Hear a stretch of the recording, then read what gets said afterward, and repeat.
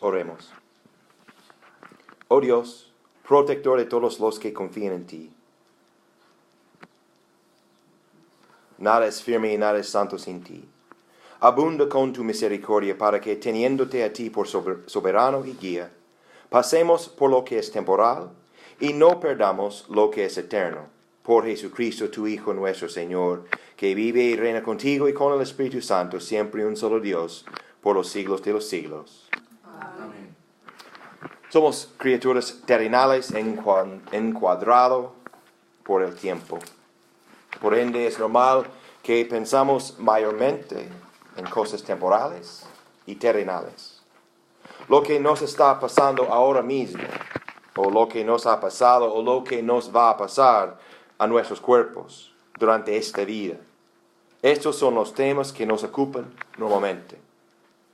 Pero nuestra colecta, nuestra oración de hoy, nos apunta a lo que es eterno y nos recuerda del riesgo que podríamos perderlo. La búsqueda de lo que es eterno, es decir, la búsqueda de Dios, debería ser nuestra primera preocupación, pero no la es.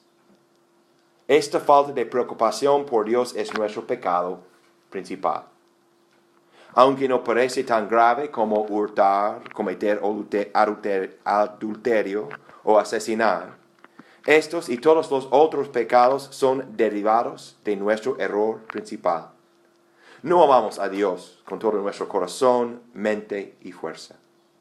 Por miedo o por odio, naturalmente preferimos buscar las cosas temporales e ignorar a Dios. Nuestra colecta nos recuerda de la importancia de buscar las cosas eternas, las cosas de Dios. Y nuestras lecturas de hoy nos enseñan 3 cosas fundamentales acerca de Dios. Primera, el Padre Eterno quiere tener muchos hijos.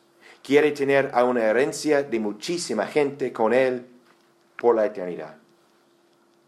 Segunda, por eso en relación con los seres humanos, la primera identidad de Dios tiene que ser el perdonador de pecados. Porque no hay otro modo de superar nuestra rebelión. Tercera, nuestra terquedad resulta en que también Dios tiene que ser también el buscador.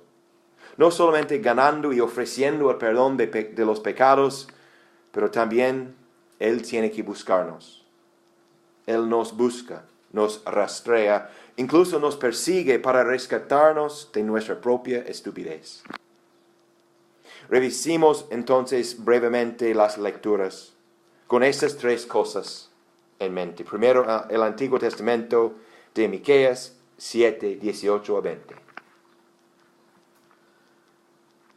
Que Dios como tú, que perdona la maldad y olvida el pecado del remanente de tu heredad, no retuvo para siempre su enojo porque se deleita en misericordia. Él volverá a tener misericordia de nosotros. Sepultará nuestras iniquidades y echará en lo profundo del mar todos nuestros pecados. Cumplirás la verdad a Jacob y a Abraham, la misericordia que juraste a nuestros padres desde tiempos antiguos. Esta es palabra de Dios. ¿Qué Dios tenemos? El perdonador. Se enoja con toda justicia cuando pecamos. Hubiera sido completamente justo si Él hubiera destruido a Adán y Eva y también a nosotros. Pero Él no se enoja para siempre, porque Dios prefiere deleitarse en misericordia. ¿Y cómo? Por el perdón de los pecados. La próxima vez que alguien te daña, la próxima vez que alguien te insulta, piensa en el hecho de que Dios recibe estos daños, estos insultos de nosotros. Piensa en cómo te sientes en este momento. Sin saber la historia de la cruz, todavía este deseo de Dios para perdonar a nosotros cuando nosotros hemos pecado tan gravemente contra Él, es impresionante, es fabuloso. Él es el perdonador. Su deseo más grande después de nuestra caída es salvarnos, es perdonarnos. Y sabemos muy bien que eso fue cumplido en la cruz, que la fuente de perdón es la sangre de Jesús. Es una promesa. Punto. Nuestra epístola viene de la primera carta de Timoteo, a la primera capítulo. Doy gracias al que me fortaleció, a Cristo Jesús nuestro Señor, porque me tuvo por fiel, poniéndome en el ministerio, habiendo yo sido antes blasfemo, perseguidor e injuriador, mas fui recibido a misericordia, porque lo hice por ignorancia e incredulidad. Pero la gracia de nuestro Señor fue más abundante con la fe y el amor que es en Cristo Jesús. Palabra fiel y digna de ser recibida por todos, que Cristo Jesús vino al mundo para salvar a los pecadores, de los cuales yo soy el primero. Pero por esto fui recibido a misericordia, para que Jesucristo mostrase en mí, el primero, toda su clemencia, para ejemplo de los que habrían de creer en Él para la vida eterna. Por tanto, al Rey de los siglos, inmortal, invisible, al único y sabio Dios, sea honor y gloria por los siglos de los siglos. Amén. ¿A quién está Dios preparado a dar misericordia? Vamos a hablar en unos minutos del hijo menor que quería malgastar todos los bienes de su padre. Y también vamos a hablar del hijo mayor, que no tenía ningún misericordia en su corazón para su propio hermano. Pero aquí Pablo habla de sí mismo, que él era un enemigo amargo de Cristo y su iglesia durante su infancia. Era perseguidor de la iglesia. Pero aún Pablo recibe misericordia y perdón. Él recibe misericordia y perdón y fue utilizado por Dios para ganar más hijos. Él, un asesinato, fue al final el misionero más importante en la historia de la iglesia. Y fue todo para dar un ejemplo a nosotros. Nada puede separar un escogido del Señor del amor y la promesa de Dios. El amor y la promesa de Dios Padre dados por causa del Cristo el Salvador. Ahora vamos a oír la primera parte del Evangelio. Vamos a oír San Lucas capítulo 15, versículos 1 a 7. Se acercaban a Jesús todos los publicanos y pecadores para oírle. Y los fariseos y los escribas murmuraban diciendo: Este a los pecadores recibe y con ellos come. Entonces él les refirió esta parábola diciendo: ¿Qué hombre de vosotros, teniendo 100 ovejas, si pierde una de ellas, no deja las 99 en el desierto y va tras la que se perdió hasta encontrarla? Y cuando la encuentra, la pone sobre sus hombros, gozoso, y al llegar a casa reúne a sus amigos y vecinos diciéndoles: Gozaos conmigo, porque he encontrado mi oveja que se había perdido. Os digo que así habrá más gozo en el cielo por un pecador que se arrepiente que por 99 justos que no necesitan arrepentimiento. Con los fariseos y los escribas vemos el problema de siempre entre los religiosos, entre nosotros cristianos. Y este problema de siempre es el pietismo. El pietismo es la idea de que la cosa central en la fe y la vida cristiana es la apariencia de nuestra vida santa, nuestras buenas obras. Es una idea que viene de nuestra naturaleza pecaminosa, que tenemos que mostrar que somos buenos para ganar el amor de Dios o para recibir la estimación de los otros. lo que vemos aquí en esta historia es que cuando empezamos con el pietismo y enfocamos en nuestra propia santidad, ese siempre nos dirija al separatismo. Que vamos a separarnos de los pecadores, vamos a separarnos de los malos, como los fariseos querían separar de los publicanos y de los pecadores en nuestra lectura. Pero la idea que los miembros del pueblo de Dios tienen que evitar contacto con los pecadores es una mentira de Satanás y es veneno a la fe. No somos menos pecadores que los demás. Los cristianos simplemente son pecadores que conocen su pecado, que conocen su Salvador, que conocen que la vida viene desde el perdón de los pecados. Es correcto separarnos del mal para proteger a nuestra familia, a nuestros hijos.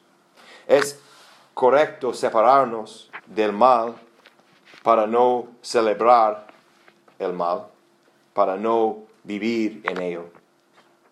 Pero separarnos de pecadores como modo de demostrar nuestra santidad es completamente contrario al plan de Dios mismo para salvar al mundo, para tener un pueblo grande. Hacer esto, si la iglesia se separa de los pecadores, es un otro modo de ignorar las cosas eternas. Porque hay gozo en los cielos sobre un pecador que se arrepienta. Separarnos de los pecadores es ignorar que Dios es el perdonador. Y ahora vamos a ver que Dios también es el buscador. Una pregunta. ¿Qué tipo de pastor de ovejas describe Jesús? Creo que Él está describiendo un hombre que nunca ha existido en la tierra entre los hombres. Este hombre, este pastor con los 100 ovejas hace locuras, dejando los 99 sin protección para buscar a una perdida. Aunque un granjero podría amar a sus vacas y a sus ovejas, al final las vacas y las ovejas son para comer, para dar lana, para ganancia. No se puede dejar a 99% de tus ganados para buscar al 1%. Pero Jesús no está hablando de rebaños literales, sino está hablando de Dios y su rebaño de personas, su iglesia. Y en la iglesia, todo sigue el modo de Dios y no de los hombres. Que Dios sí puede a la misma vez proteger a su rebaño y buscar a los perdidos. Y sí, nuestro pastor todavía está buscando a los perdidos. Por eso la misión de la iglesia continúa siempre, porque Jesús hoy en día hace su misión de buscar a los perdidos a través de nosotros. El pastor, el buen pastor, todavía está buscando a ti y a otros, para ganarlos, para tenerlos con sí mismo para siempre. Continuemos en el Evangelio, vamos a oír versículos 8 a 10. ¿O qué mujer tiene 10 dracmas y si pierde una dracma, no enciende la lámpara y barre la casa y busca con diligencia hasta encontrarla? Y cuando la encuentra, reúne a sus amigas y vecinas diciendo: gozaos conmigo, porque he encontrado la dracma que había perdido. Así os digo que hay gozo delante de los ángeles de Dios por un pecador que se arrepiente. Simplemente podemos decir que el reino de Dios, el reino de los cielos, no es una cosa de dinero. Encuentra una dracma, una moneda de plata, algo con un precio muy alto, y luego gastas mucho en una fiesta para celebrar su encuentro.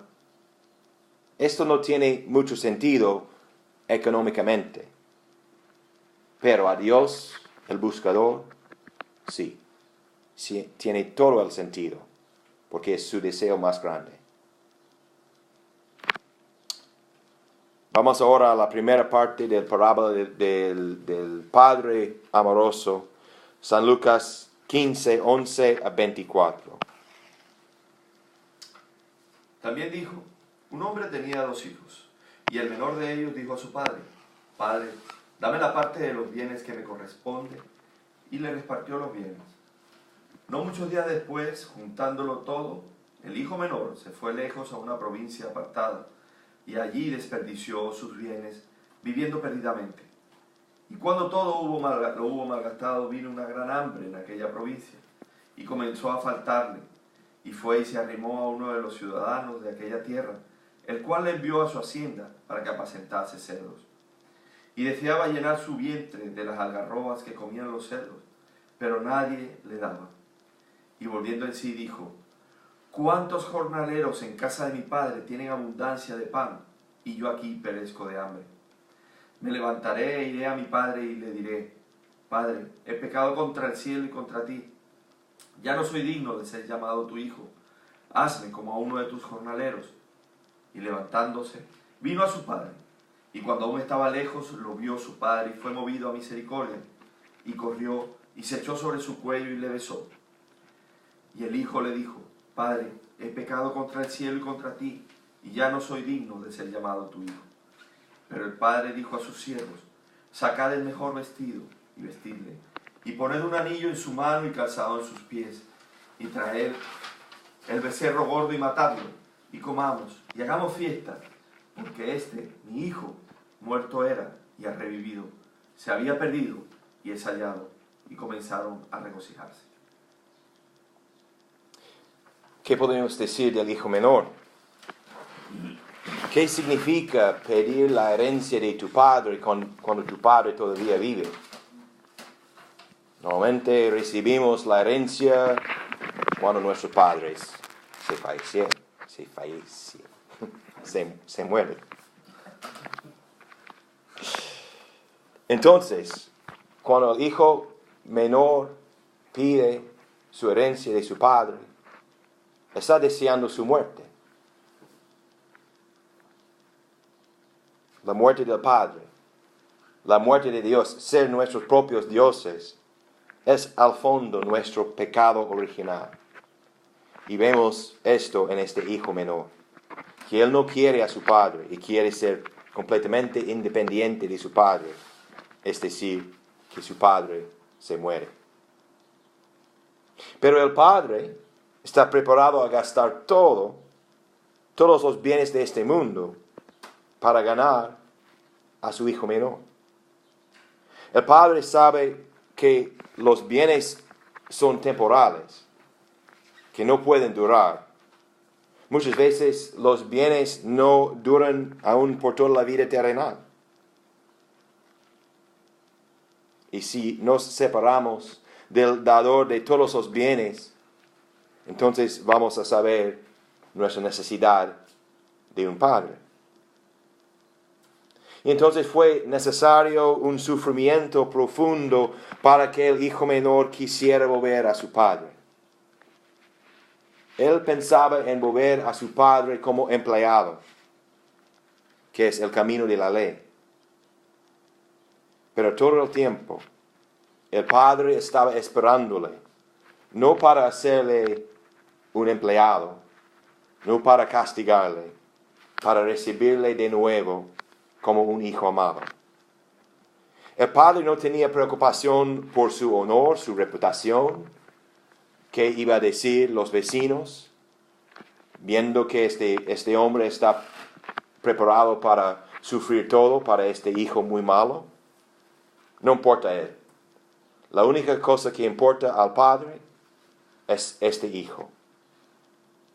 Él estaba esperando la oportunidad de recibir a Él de nuevo y para siempre. Y cuando llegó el hijo menor a su padre, pensando en convertirse en un empleado, pensando en que él tenía que merecer otra vez el derecho de vivir en su casa, ¿qué dice el padre? El padre no le permitió decir la palabra, hazme un empleado. Sí, él tiene que arrepentirse y confesar su pecado. He pecado contra ti y contra el cielo. Punto. No hay nada que este hijo pudiera haber hecho para arreglar las cosas. Había malgastado la mitad de los bienes de la familia. Pero al padre, la única cosa importante es tener a su hijo. El padre no le permitió decir la palabra, ser un empleado, ser un jornalero. Porque el padre es el perdonador. Nos preguntamos, ¿por qué hay gozo delante de los ángeles de Dios por un pecador que se arrepiente? Hay gozo en los cielos porque los ángeles saben lo que va a decir el Padre cada vez que un pecador gira su camino de pecado y mira al Dios con arrepentimiento, con dolor por su pecado y un deseo de escaparlo. Cada vez el Padre va a decir, bienvenido, hijo mío. Estabas perdido, pero ahora te he hallado otra vez. Todos tus pecados son perdonados. Venga, vale, vamos, que celebremos este gran día. Finalmente, leemos San Lucas 15, 25 a 32.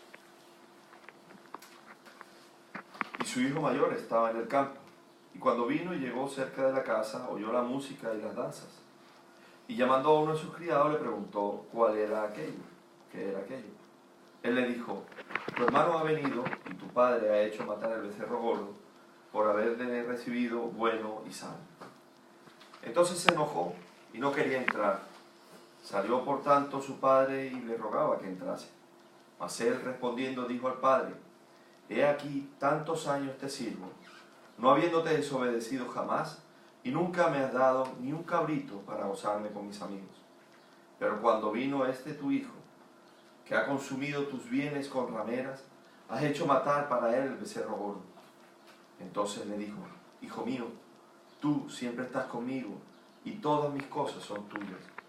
Mas era necesario hacer fiesta y regocijarnos, porque este tu hermano era muerto y ha revivido, se había perdido y es hallado.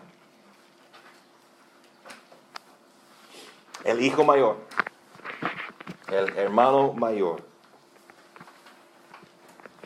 ¿Cuántas veces hemos pensado o hemos actuado como este hijo mayor? ¿Por qué no queremos regocijarnos en las bendiciones de otros?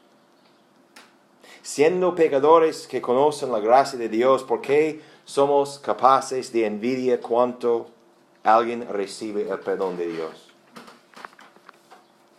En esto nos damos cuenta de lo profundo de nuestra pecaminosidad. Señor, ten piedad de nosotros.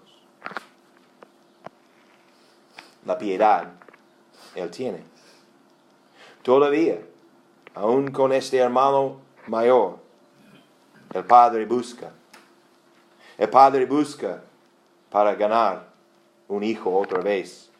Un hijo que aparentemente era miembro de la casa, pero en su corazón era muy amargo. El Padre lo busca para perdonar, para rogarle volver a la fiesta y celebrar el perdón de su hermano. Todavía el Padre quiere tener a todos sus hijos e hijas dentro de la familia para siempre. Y por eso, todavía el Padre es el perdonador y el buscador de nosotros. Finalmente, hay una pregunta importante. ¿Cómo sabemos nosotros que somos parte de la heredad del Señor, que pertenecemos a su pueblo, que estas bendiciones y estas promesas son para nosotros? Hay muchas respuestas falsas, tenemos dos hoy en nuestra lectura. El hermano menor pensaba, bueno, yo puedo ser miembro de la familia de mi padre por obras que voy a hacer en pago de mis errores. Eso no es el camino a Dios, porque es imposible y no es lo que Dios desea. El hermano mayor, por el otro lado, pensaba que por sus obras hechas en santidad, exteriormente, en santidad de aparición, pero no en santidad de corazón, por estas obras, él estaba manteniendo su posición en la casa. Pero este hijo mayor, por adentro, fue lleno de envidia y putrefacción espiritual. Es otro camino falso a Dios.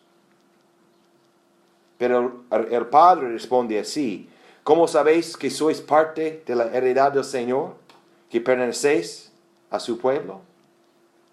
El padre dice: porque soy tu padre, he engendrado a ti. El padre dice: porque lo he dicho con mi palabra. Punto. ¿Dónde? ¿Cuándo? Aquí. Hoy. En la Biblia. Hace años, o en el caso de Cristina, hace semanas, en nuestros bautismos. Ahí el Padre puso su palabra sobre nosotros, su nombre sobre nosotros. Ahí, en el agua, bendecido por la palabra, el Padre nos reunió al sacrificio de su Hijo Jesucristo. Y también el Padre lo va a decir otra vez en unos minutos en la Santa Cena, donde nos alimenta con el cuerpo y la sangre de Jesús para el perdón de pecados, la vida y la salvación. Por estas cosas, el buscador te persigue, te busca y te halla, con amor y bendición, en el nombre del Padre, y el Hijo y el Espíritu Santo. Amén.